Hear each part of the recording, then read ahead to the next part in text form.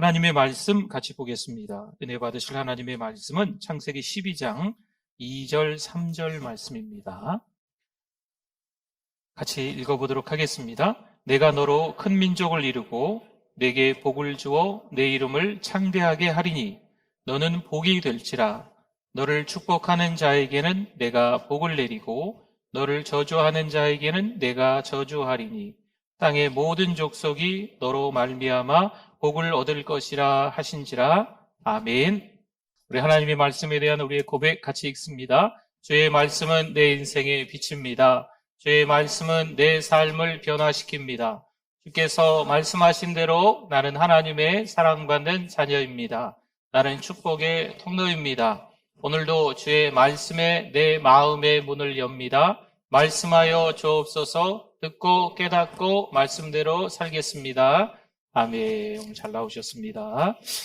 제가 이제 내비게이션을 켜고 목적지를 향해서 이렇게 갈 때, 제가 이제 길을 잘 몰라서 그런지 가끔 딴 길로 갑니다. 네, 딴 길로 가는데, 어쨌든 목적지로 내비가 맞춰져 있기 때문에 다시 길을 이렇게 찾아주더라고요. 이번 성탄절이, 때는 우리가 함께 예배 드렸던 분들이 이 자리에 안 계신 분들도 있고, 또 최근에 이런저런 상황 가운데 또 교회 오기 좀 어려운 분들도 좀 있고 그러시거든요. 내비를 켜고 목적지는 같은데 딴 길로 가는 거죠. 좀 돌아서 가는 분들이 있어요. 이번 성탄절에는 다 모이실 수 있도록 할렐루야. 성탄절에 좀 초대를 하시면 좋겠어요. 오늘도 일부 예배 보니까 이제 오랜만에 편찮으신 데 오신 분들도 계신 것 같더라고요. 우리 주변 한번 돌아보시면서 우리 반갑게 우리 인사 나누시겠습니다. 잘 오셨습니다. 은혜 많이 받으세요. 반갑습니다. 네.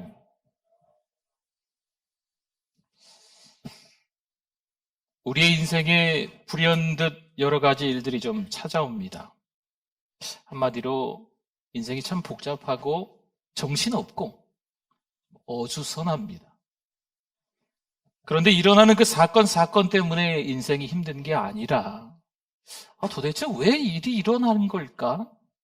이유를 모르는 거지요. 영문을 모르는 거예요. 왜 갑자기 우리 집이 이렇게, 왜 내 건강이 이렇게, 내 자식들이 왜 이렇게, 이유를 모르는 거예요.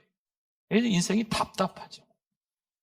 그래서 신앙생활을 잘하는 사람들은요, 자신에게 일어난 그 사건을 자신의 시각으로 보는 게 아니고 하나님의 시각으로 보면서 해석을 합니다. 다짜고짜 세상 탓을 하며 팔자 타령하는 게 아니라 하나님의 말씀을 통해서 하나님의 시선으로 본다는 거죠. 여러분, 거기에 은혜가 있는 줄 믿습니다. 무슨 안경을 끼고 있느냐, 이게 중요합니다. 어떤 색깔의 안경을 끼고 있느냐라는 거지요. 어떤 색깔의 안경을 끼느냐에 따라서 그렇게 세상이 보입니다. 요즘 세계관 이런 말 쓰잖아요. 인생의 복잡한 일들을 긍정적으로 해석할 수도 있고 부정적으로 해석할 수도 있습니다. 어떤 안경을 끼고 있느냐에 따라서 말이죠. 실패한 것을 끝으로 여길 수도 있고 성공하기 위한 좋은 경험으로 여길 수도 있습니다. 벼랑 끝에 있으니 이젠 다 끝났구나, 이젠 죽었구나 이렇게 여길 수도 있고 오히려 날아오르는 기회로 삼을 수도 있습니다. 우리가 잘 아는 요셉은 어떨까요? 17살이었습니다. 요즘으로 하면 고등학교 1학년 나이죠.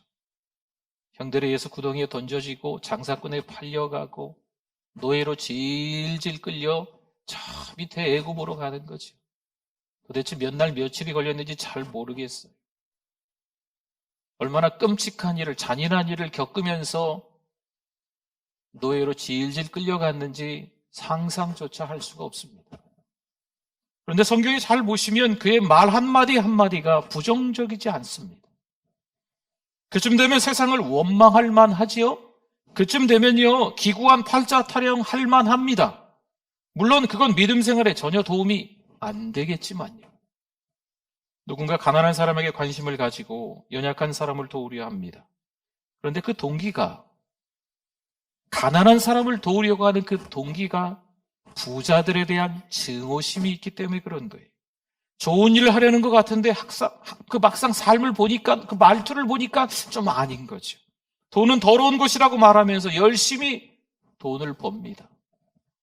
돈 많은 사람들을 보며 무조건 다 도둑놈들이라고 이야기를 하는 거예요. 물론 돈의 유혹이 있기 때문에 조심해야 되는 것은 틀림없이 맞습니다. 그러나 돈은 무조건 나쁜 것은 아닙니다. 디모데전서 6장 10절 말씀에 돈을 사랑함이 일만하게 뿌리가 되나니 이것을 탐내는 자들은 미혹을 받아 믿음에서 떠나 많은 근심으로서 자기를 찔렸도다. 아멘. 돈을 사랑하는 것이 일만하게 뿌리다라고 성경은 말씀합니다. 돈 자체가 일만하게 뿌리다 이렇게 성경은 말씀하지는 않습니다. 돈 자체를 무시해서는 안 됩니다. 여러분 실제로 돈이 없으면 할 수 없는 것이 많습니다. 불편해집니다. 좀 추해지기도 합니다. 성도 여러분, 돈을 보십시오. 열심히 일해서, 성실하게 일해서, 정직하게 일해서 돈을 버시고 아름답게 쓰세요. 돈에 가치가 있는 삶을 사실 수 있기를 바랍니다. 창세기 41장 46절에서 49절에 제가 한번 읽어보겠습니다. 이제 요셉이 노예에서 애굽의 총리가 되고 난 이후입니다. 요셉이 애굽왕 바로 앞에 설 때에 30세라 그가 바로 앞을 떠나 애굽 온 땅을 순찰하니 7해 풍년에 토지 소출이 심히 많은지라. 요셉이 애굽 땅에 있는 그 7년 곡물을 거두어 각 성에 저장하되 각 성읍 주위에 밭의 곡물을 그 성읍 중에 쌓아두매 쌓아둔 곡식이 바다 모래같이 심히 많아 세기를 그쳤으니 그 수가 한이 없음이었더라. 아멘. 7년의 풍년 기간 동안의 곡식을 저장해서 모으니 헤아릴 수 없이 많았다라는 말씀입니다. 그 다음 54절에서 57절 말씀을 볼까요? 요셉의 말과 같이 7해 흉년이 들기 시작하매 각국에는 기근이 있으나 애굽 온 땅에는 먹을 것이 있더니 애굽 온 땅이 굶주림에 백성이 바로에게 부르짖어 양식을 구하는지라. 바로가 애굽 모든 백성에게 이르되 요셉에게 가서 그가 너희에게 이르는 대로 하라 하니라. 온 지면에 기근이 있음에 요셉이 모든 창고를 열고 애굽 백성에게 팔세 애굽 땅의 기근이 심하며 각국 백성도 양식을 사려고 애굽으로 들어와 요셉에게 이르렀으니 기근이 온 세상에 심함이었더라. 아멘. 요셉은 마침내 애굽의 총리가 됩니다. 7해 풍년의 때 곡물을 잘 저장해서 7해 흉년이 찾아왔을 때를 대비합니다. 이웃 나라까지 혜택을 입게 되지요. 여러분 요셉은요 물질을 무시하지 않습니다. 오히려 물질의 가치를 극대화하는 거예요. 긍정적으로 그 물질을 해석하는 거죠. 성도 여러분, 그리스도인은요 볼품없이 가난한 사고방식을 가지고 있으면 안 돼요. 무조건 돈은 나쁜 것이니 가난하게 살아야 한다. 맞는 말일까요? 큰 어려움 없이 나 혼자 잘 먹고 잘 살면 된다. 여러분 이 말에 대해서 어떻게 생각하십니까? 빚지지 않고 사는 것이 목표다. 이건 또 어떻게 생각하세요? 이왕이면 나누고 베풀며 살아가는 인생이 되실 수 있기를 축원합니다. 창세기 12장 2절 3절에 내가 너로 큰 민족을 이루고 하나님이 아브라함에게 하신 말씀이에요. 내게 복을 주어 내 이름을 창대하게 하리니 너는 뭐가 될지라? 복이 될지라. 너를 축복하는 자에게는 내가 복을 내리고 너를 저주하는 자에게는 내가 저주하리니 땅의 모든 족속이 너로 말미암아 복을 얻을 것이라 하신지라. 아멘. 하나님이 아브라함에게 말씀하신 복이 될지라, 이것은 무슨 말일까? 이전 성경에는요 복의 근원이 된다. 이것을 해석하는 목사님 대부분 좀 비슷하게 해석을 해요. 복덩어리가 된다. 복덩어리가 굴러가면 다 복이 묻는 거지요. 복의 통로가 된다는 거예요. 아브라함이 하나님께 복을 받아서 어디를 가든 복 받는 사람들이 많아지게 된다라는 말씀이 되겠습니다. 당장 나의 시급한 문제가 해결되는 것, 나와 내 자식이 잘 되는 것, 여기서 말하는 복은 이런 복을 말할까요? 물론 하나님이 말씀하신 복은 더 큰 의미가 있습니다. 돈, 물질, 이거 하나에 국한된 복이 아닙니다. 더 넓게 해석해야 될 이유가 있습니다. 그런데 물질 하나만 생각해도 충분히 선한 영향력이 있는 거예요. 없다 하는 것보다 있는 것에 감사하시고 있는 것을 흘려보낼 수 있기를 바랍니다. 여러분 1,000만 원, 1억, 10억 있어야 흘려보낼 수 있습니까? 10만 원, 10,000원 있으면 흘려 못 보낼까요? 우리 옛 어른들이 그런 말을 했잖아요. 콩 한 쪽이라도 나눠 먹는다. 아주 작은 거 있어도 흘려보낼 수 있어요. 아이고, 없네. 내 팔자가 왜 이래? 이렇게 기구해. 궁상 맞아. 이렇게 생각하면 그렇게 살아가는 거죠. 그러나 없는 가운데 없다 하지 말고 있는 것에 감사하고 그것을 나누고 베푸는 삶이 우리 그리스도인의 삶이 되어야 될 줄 믿습니다. 아시죠? 아브라함은요, 대족장입니다. 거부입니다. 동행했던 조카로도 함께 더불어 잘 살았습니다. 물론 아브라함의 인생 곳곳의 삶이 복잡합니다. 그런데 우리와 다를 바가 없다는 거죠. 누가 봐도 끔찍하고 잔인한 일을 겪은 것처럼 보이는 아브라함의 일생이 있습니다. 그런데 하나님은 그것을 선으로 바꾸셔서 오히려 아브라함이 더 복을 받게끔, 더 부자가 되게끔 만드시는 과정이라는 거죠. 기회로 바꿔주십니다. 여러분, 그렇습니다. 우리 주변에 어느새 기복주의가 깊이 들어와 있는 건 사실입니다. 여러분, 지금 복 달라고 하나님 앞에 기도하세요. 복 뭐 이런 말씀을 전하는 게 아닙니다. 복 비는 것을 가장 중요하게 여기는 게 기복주의예요. 복복 타령하는 게 기복주의죠. 결국 돈만 밝히며 돈하다가 누가 그러더라고요? 돌아버린다고. 우리는 이런 기복주의를 조심해야 합니다. 그런데 복을 무시하시라는 것은 아닙니다. 하나님께서 복을 약속하신 줄 믿습니다. 물론 그 약속의 복이 다양하기는 합니다. 역대상 29장 12절 말씀에 부와 귀가 부귀가 주께로 말미암고 또 주는 만물의 주제가 되사 손에 권세와 능력이 있사오니 모든 사람을 크게 하심과 강하게 하심이 누구의 손에? 주의 손에 있나이다. 아멘. 보세요. 부와 귀가 주께 있습니다. 주로 말미암아 온다는 거죠. 주님께로부터 온다는 거예요. 그러면 원래 어디에 있는 거예요? 부귀가 주님께 있다는 말씀이 되겠죠. 우리 인생은 주의 손에 달려있는 줄 믿습니다. 여러분, 성공에 대해서 너무 부정적으로 생각하는 경우가 있어요. 그래서 한때는요, 우리 교회에서 성공이란 말을 잘 안 쓰는 것처럼 캠페인을 했어요. 성공은 세상적인 속된 말이다. 그래서 믿음의 사람들은 승리라는 말을 써야 된다. 이렇게 했던 적이 있어요. 근데 성공이 나쁜 말이 아니죠. 잘못된 방법으로 성공하는 것은 문제가 있지만 올바른 방법으로 성공하는 것은 나쁘지 않습니다. 성공이 나쁜 게 아니에요. 성공을 통해 나누는 삶의 강점을 놓쳐서는 안 됩니다. 잘 사십시오. 성공하십시오.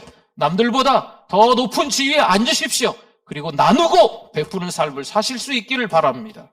하나님께서 주신 축복을 적극적으로 흘려보내야 합니다. 자신만을 위해 많이 벌 이유는 없습니다. 그러나 나누기 위해서라면 땀을 흘려야 될 이유가 분명합니다. 물론 어떤 분들은 가난을 그대로 받아들일 수 있습니다. 그럴 수 있어요. 에휴, 그냥 가난하게 살지 뭐. 소극적으로, 부정적으로 생각해서 돈에 가치를 두지 않고 그렇게 살 수도 있습니다. 그 상태를 유지해도 별로 문제가 되지 않는 분들이 있으면 그럴 수 있습니다. 하지만 기억하십시오. 기독교는 금욕의 종교가 아닙니다. 기독교는 고행의 종교가 아닙니다. 그럼 우리는 뭘 구해야 될까요? 하나님 물질 주세요. 기도하면 될까요? 안 될까요? 왜 안 돼요? 기도하십시오. 믿음으로 기도하십시오. 하나님 물질 주세요. 돈 주세요.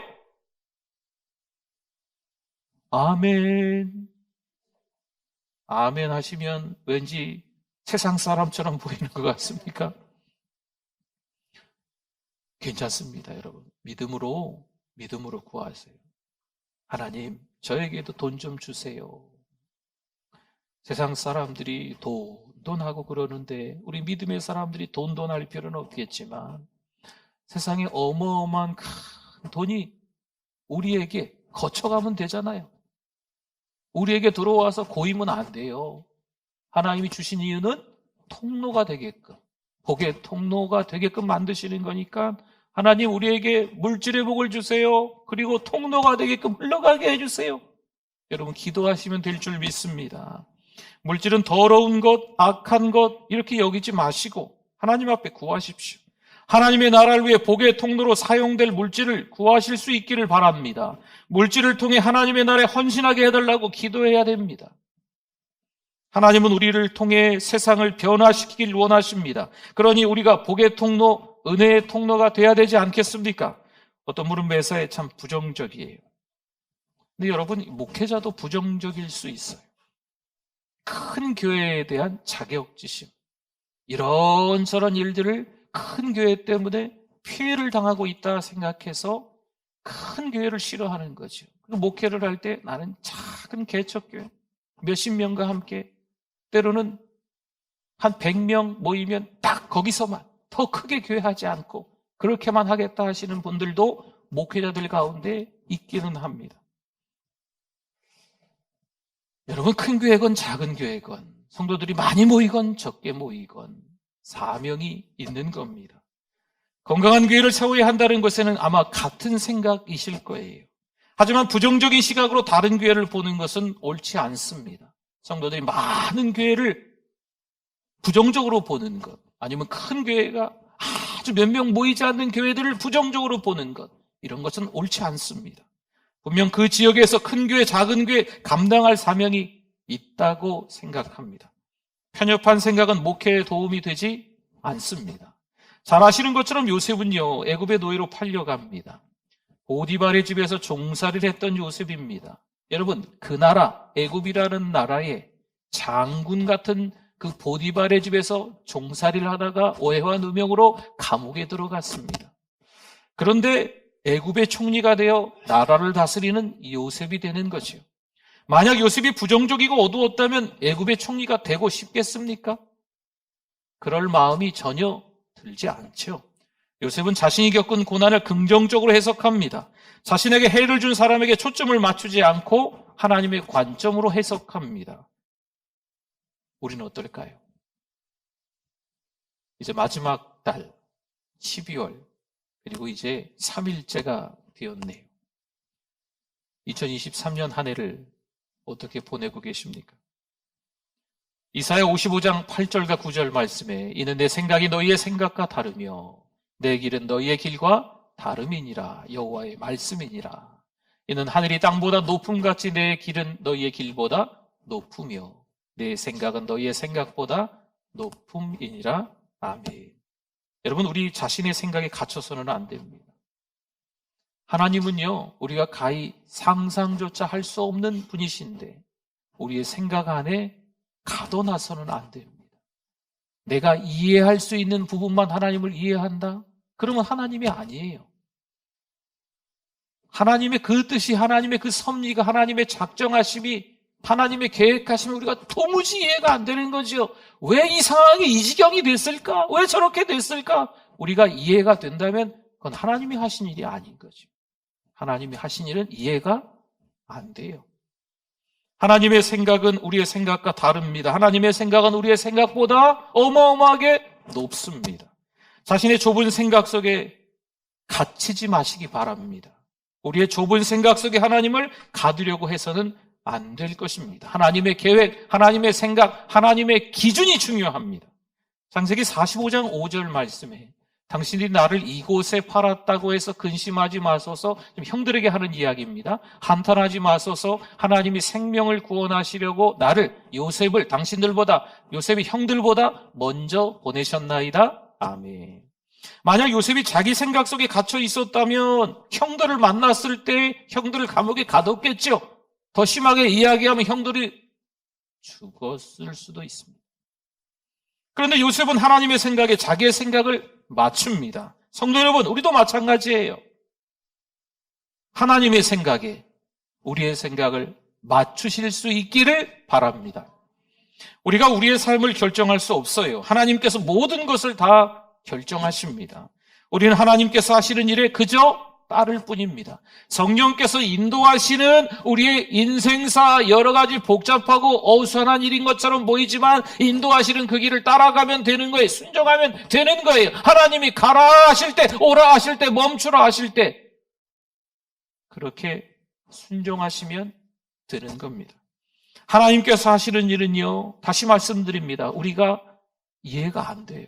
우리가 알 수가 없습니다. 나만 겪는 고난이 아니겠죠. 오히려 그 너머 역사하시는 하나님을 저 여러분들이 보실 수 있기를 바랍니다. 혼자 겪는 고난인가? 아니면 하나님과 함께 지나고 있는 고난인가? 생각해 봐야 돼요. 혼자 고난을 겪고 혼자 상처받아 힘들게 사는 사람이 있습니다. 자꾸 자기 혼자 생각하고요. 자기 혼자가 정답이라고 생각해서 주변 사람들, 주변 상황에 대해서 신뢰하지 못하고 자꾸 비판하고 정죄하는 분들이 계세요. 여러분, 하나님과 함께하는 고난은 다릅니다. 창세기 45장 8절 말씀 볼까요? 그런즉 나를 이리로 보낸 이는 당신들이 아니요 누구시라고요? 하나님이시라. 하나님이 나를 바로에게 아버지로 삼으시고 그 온 집의 주로 삼으시며 애굽 온 땅의 통치자로 삼으셨나이다. 아멘. 요셉은 자신이 겪은 고난을 선하신 하나님의 손길로 보고 있습니다. 사람이나 사건만 보면 힘들어요. 그 너머를 볼 수가 없습니다. 분명 우리의 삶을 통해 놀라운 일이 일어날 줄 믿습니다. 왜죠? 우리는 복의 통로이기 때문인 줄 믿습니다. 수원지라고 하지요. 수원지에서 보낼 물을 맑고 깨끗하게 보관하고 있습니다. 이제 배관으로 물이 지나가면 집에서 우리가 수도꼭지를 틀어 맑고 깨끗한 오염되지 않은 물을 받아 사용하면 됩니다. 그런데 배관이 너무 오래돼서 녹슨 거지요. 그럼 물이 맑고 깨끗하고 오염되지 않게 우리의 각 집에서 나오겠습니까? 하나님이 파이프인 우리를 통해서 이 땅에 은혜를 흘려보내길 원하십니다. 그런데 우리가 은혜의 통로가 아닌 거지요. 복의 통로가 아닌 거예요. 혹은 막혀버린 거죠. 믿음으로 살아가는 삶이 아닌 거지요. 신앙생활이라고 하는 건 별개가 아닙니다. 신앙이 있으면 삶이 달라야 한다는 거예요. 하나님이 나에게 주시는 믿음이 있다면 우리가 통로가 되어 그 믿음이 우리의 삶의 모습으로 우리의 손과 발을 통해 우리의 것들이 이렇게 흘러가는 거예요. 나누고 베푸는 삶이 되는 거지요. 데살로니가전서 5장 16절에서 18절 말씀에 잘 아시는 말씀이지요. 항상 기뻐하라, 쉬지 말고 기도하라, 범사에 감사하라. 이것이 그리스도 예수 안에서 너희를 향하신 하나님의 뜻이니라. 아멘. 물론 우리의 삶에 좋은 일만 있는 것은 아니겠지요. 별별 일이 다 있습니다. 별의별 일이, 별꼴이 반짝이는 일들이, 아무튼 당황스러운, 황당한, 유쾌하지 못한 일들이 너무나도 많이 일어나는 것은 사실입니다. 그럼에도 불구하고 우리가 기뻐하고 기도하고 감사할 수 있는 이유는 우리의 삶은 하나님의 선하신 손길 아래에 있기 때문인 줄 믿습니다. 여러분, 수원지에서요 깨끗한 물을 보내요. 오염되지 않은 물을 보내요. 문제는 파이프예요. 통로예요. 그 배관이에요. 근데 우리가 이 파이프라는 거죠. 하나님은 가장 은혜롭고 가장 축복된 것을 우리를 통해서 보내길 원하시는 거예요. 하나님을 원망하지 마십시오. 하나님이 잘못 주셨잖아요. 하나님이 더러운 걸 주셨잖아요. 하나님이 나쁜 걸 주셨잖아요. 아니에요. 하나님은요 가장 맑고 깨끗하고 오염되지 않은 것들을 보내시는 거예요. 통로에는 우리를 통해서 나올 때 그게 오염되고 깨끗하지 못하고 더러운 것들이 나와버리는 거죠. 문제는 누구예요? 우리들이죠. 이 파이프가 문제인 거죠. 시편 23편 1절 말씀에 여호와는 나의 목자시니 내게 뭐가 없어요? 부족함이 없으리로다. 아멘. 여기서 말하는 부족함이 없다는 것은요, 우리가 돈이 필요할 때 하나님께서 돈을 주시기 때문에 부족함이 없는 것이 아닙니다. 말씀을 정리하십시오. 돈이 없고 모든 것이 무너진 것 같아도 하나님께서 나의 목자이시기 때문에 우리는 부족함이 없다라고 말씀하는 겁니다. 돈이 쌓여 있다고 해도 하나님께서 우리를 떠나시고 외면하시면 우리는 부족함을 느낄 수밖에 없습니다. 그러나 우리에게 아무것도 없다 해도 하나님께서 우리의 목자이시기 때문에 우리는 부족함이 없는 줄 믿습니다. 성도 여러분, 우리는요 흘려보내야 돼요. 왜요? 하나님이 주셨으니까. 어떤 분에게는 더 많은 걸 주셨겠죠. 어떤 분에게는 그분보다는 좀 덜 주셨겠지요. 어떤 분에게는 별로 주신 것 같지 않아도 그래도 어쨌든 조금은 주셨다니까요. 그 은혜를, 그 사랑을, 그 복을 흘려보내야 됩니다. 그 물질을 흘려보내야 되는 거죠. 그 건강을 흘려보내야 되는 겁니다. 우리의 손길을 기다리는 분들이 특별히 겨울에, 추운 겨울에 좀 있으세요. 여러분, 뭘 더 가지셨습니까? 여러분, 이 추운 겨울에 흘려보내실 수 있는 저와 여러분이 되실 수 있기를 축원합니다. 아멘. 우리 기도하도록 하겠습니다. 우리 말씀 기억하면서 우리 주여 한번 부르시고 기도합니다. 주여, 하나님 아버지 은혜를 감사합니다. 복의 통로, 은혜의 통로, 축복의 통로가 되게 하여 주시옵소서. 하나님, 물질의 통로가 되게 하여, 건강의 통로가 되게 하여 주시옵소서. 하나님, 영적 파이프인 우리 하나님 아버지, 세상 것을 좋아하며 세상과 버타며 살아가지 말고 세상 속에 있지만 선한 영향력, 거룩한 영향력을 끼치며 하나님 자녀다운 삶을 살아갈 수 있도록 하나님 은혜 주실 줄 믿습니다. 하나님이 기뻐하시는 삶을 사는 우리가 되게 하여 주시옵소서. 사랑을 보내기 원합니다. 격려를 보내기를 원합니다. 하나님, 믿음을 보내기를 원합니다. 은혜를 보내기를 원합니다. 하나님께 주시는 인내를 보내기를 원합니다. 하나님 아버지, 물질도 보내기를 원합니다. 하나님, 우리를 통해서 일하실 하나님 2023년 12월을 기대하고 2024년도를 기대합니다. 하나님, 은혜 내려 주시옵소서. 하나님 아버지, 은혜를 감사합니다. 모든 것이 하나님의 은혜인 줄 믿습니다. 받은 은혜가 큽니다. 그 은혜를 흘려보내게 하여 주시옵소서. 마지막 피 한 방울까지도 우리를 위해서 흘려주시는 그 예수님의 사랑, 그 받은 사랑이 너무 큽니다. 그 사랑을 흘려보낼 수 있는, 복음을 전할 수 있는, 복음을 나눌 수 있는, 간증할 수 있는 믿음도 허락하여 주시옵소서. 우리의 삶 속에서 하나님이 드러날 줄 믿습니다. 예수님의 이름으로 기도드립니다. 아멘.